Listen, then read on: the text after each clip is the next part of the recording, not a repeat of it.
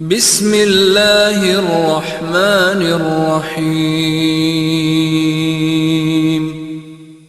موت کا علاج بڑے بڑے سائنسدان اور فلسفی نہیں کر سکتے۔ کہتے ہیں کہ افلاطون نے یہ دعویٰ کیا کہ وہ موت کا علاج کر سکتا ہے۔ اس نے اللہ تعالیٰ سے دعا کی کہ اس کو موت کا آخری وقت اور آخری لمحہ بتا دیا جائے۔ اس کی دعا قبول ہو گئی اور اس نے موت سے بچنے کا علاج اس طرح ڈھونڈا کہ طے شدہ وقت پر موت سے بچنے کے لیے اپنی شکل کی 18 مورتیاں بنائیں۔ ان تمام کو سلیقے سے کرسیوں پر رکھا اور ایک کرسی پر جا کر بیٹھ گیا۔ وہ سوچ رہا تھا کہ جب مالک الموت آئے گا تو وہ دیکھ کر حیران ہوگا کہ یہاں تو بہت سے افلاطون موجود ہیں، میں کس کی روح قبض کروں گا؟ فرشتہ کو اسی الجھن میں دیر ہو جائے گی اور موت کا آخری مقررہ لمحہ گزر جائے گا۔ اس طرح وہ مرنے سے بچ جائے گا۔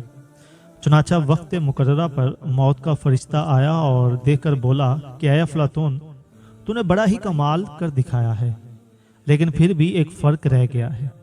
اس پر افلاطون بول اٹھا کہ وہ کون سا ہے؟ تو فرشتے نے کہا کہ یہی فرق ہے کہ تو ناطق یعنی بولنے والا اور دیگر ناطق نہیں ہیں۔ اس طرح یہ مدعی بھی اپنے دعوے میں ناکام رہا۔ تو سامعین، خلاصہ یہ ہے کہ موت سے کسی کو مفر نہیں، لہٰذا ہر شخص کو اپنے انجام کی فکر کرنی چاہیے۔